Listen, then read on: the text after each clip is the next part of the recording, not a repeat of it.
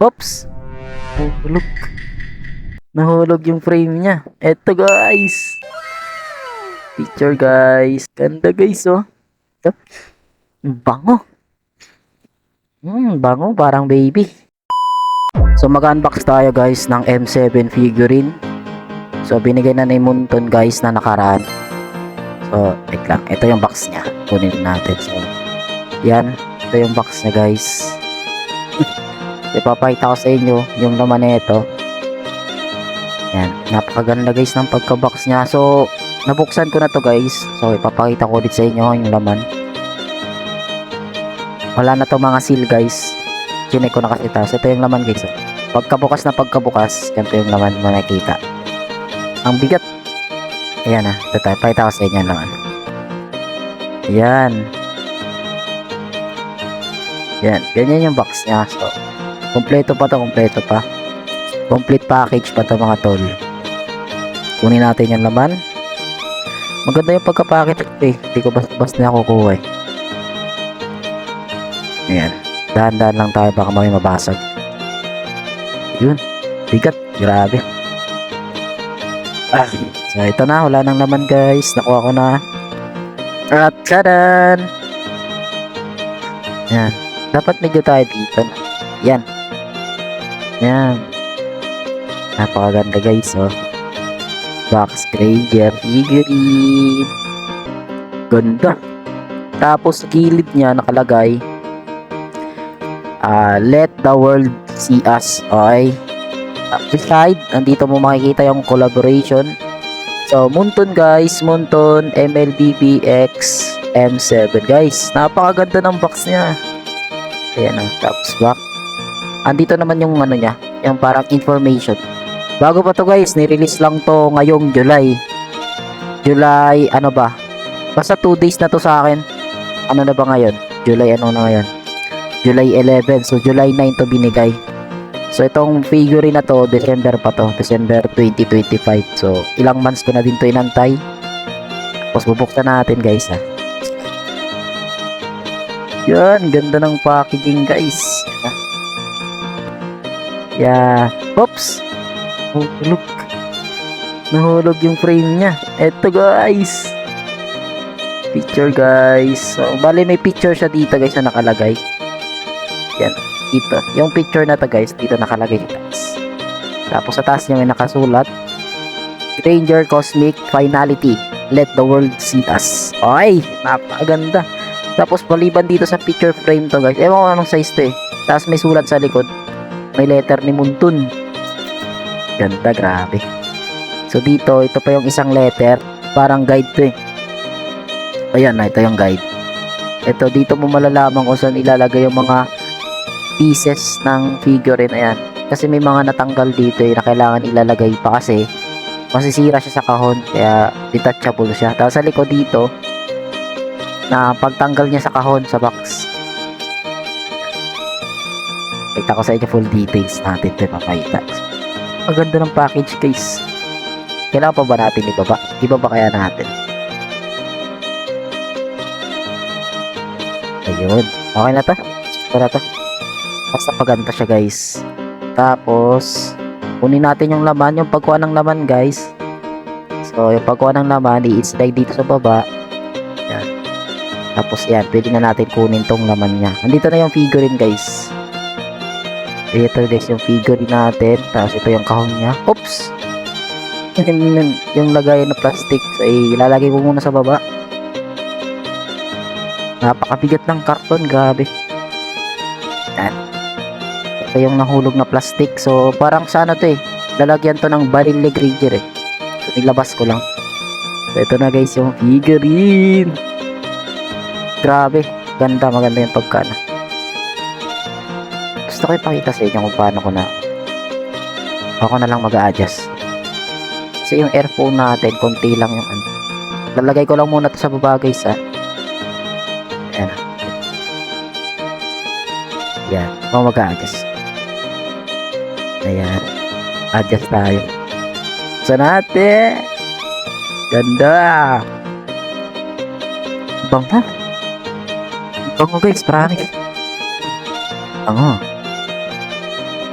So, dito guys, ito na. Tetet. Churut. Putiks. Bango. Amoy aircon. Fresh na fresh pa talaga siya guys sa shop.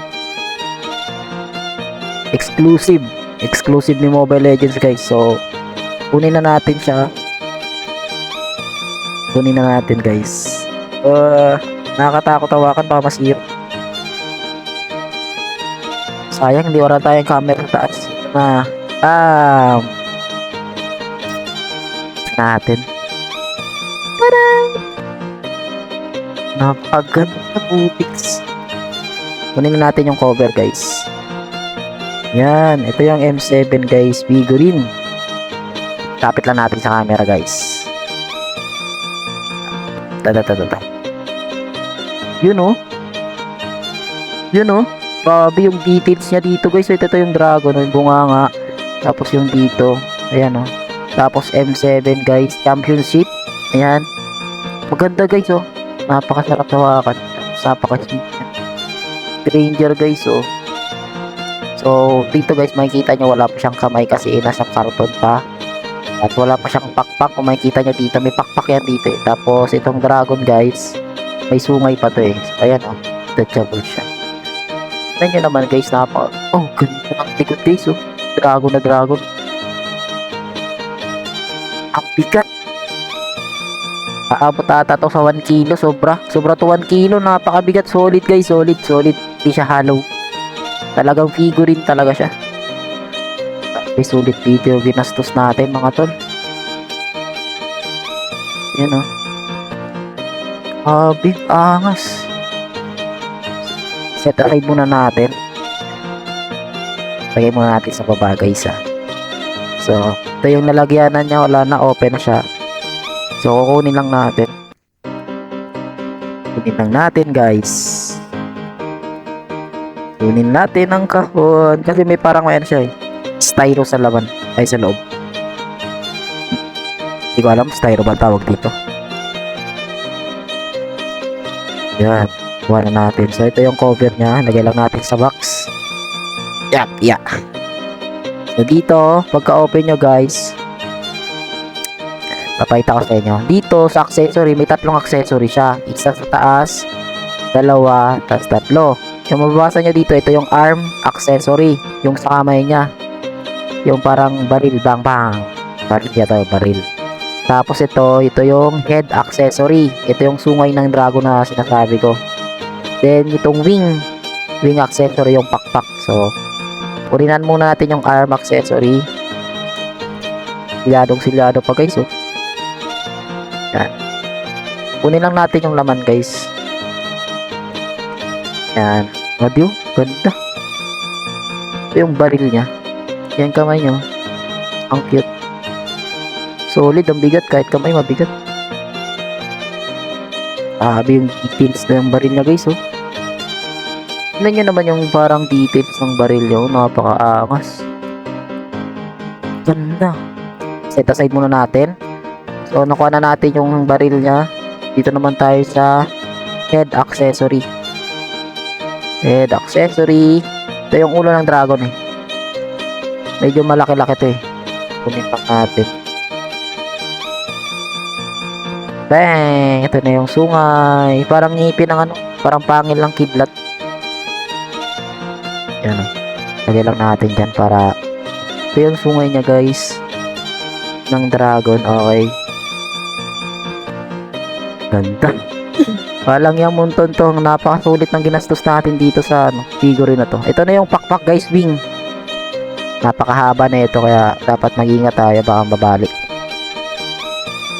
Ganda ng details pa naman na ito. Ito na. Sarap. Grabe. Pag makita nyo to sa personal guys, mapapasabi na lang kayong napaka-kintab niya guys. Napakalinis. Sarap hawakan guys. Napaka-details ng ano nyo. Parang naka-ultra graphics sa cellphone, no? Ayan, ah. Kita nyo ba, guys? Nagbo-blur kasi, guys. Hindi nagpo-photo, auto-focus yung camera natin. Ayan, okay na. May 3 accessories na tayo. Nakuha na natin. Nakuha na natin yung pakpak, yung ulo ng dragon, tapos yung baril. So, sa side natin. Ayan. So, ipapakita ko sa inyo paano pag-symbol. Para kung meron din kayo nito, alam nyo kung paano. So, ito yung figurine, guys. Unahin mo natin yung head. Okay. Ito yung head. Ito yung head, guys. Head. So, dito yan nilalagay, guys. Oh. Banda sa kanan ni Granger. Tapos pataas siya, pataas. Lalagay lang natin pag ganito. Diba? Ito yung nasa baril niya, diba? Yung pag nagano siya nag-ultimate yung Granger. Nice, napakaganda. Ba to? Saan ang kasati? Lalagyan to ng camera. Itong camera gamit ko, nilalagay ko yan dito kasi nag-handcam ako. Handcam. So sa pakpak naman tayo, ito yung pakpak. So nilalagay ito banda sa kaliwa. Kaliwa siya. So, tapos yung pakpak niya palabas. Lagay lang natin sa paa natin. Lang.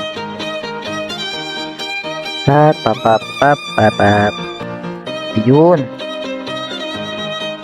Ito na yung pakpak niya, guys. Ganda. Tingnan nyo yan, guys. Oh. Diba? Sa ano pa lang, kintab na. Lalo pa siguro pag personal nyo ito nahawakan. Tapos may ulo na ng ano. Ito yung head. Tapos pakpak. Tapos ito yung pinaka-last part. Ang pinaka-naastigan ko. Yung baril. Baril Ricardo, guys. Bang, bang. Big details, guys. Tapos hindi makita masyado. Pero napakaganda talaga, guys, sa personal. Promise. Para siyang crystal na hindi mo maintindihan. Lagay natin sa kamay, guys, ah. So, parang nakaharap siya patas para nakaganto. Yan. Lagay natin. Yan. Bam. Ito na. Yan. Yan, guys. So, may hawak na siya, guys, na baril, oh. Ang cute. Ayan, may hawak na siya na baril, guys. Tapos, may pakpak na. Okay. Tapos, may sungay na ng dragon. So, ito na yung pinaka final output ng ano natin.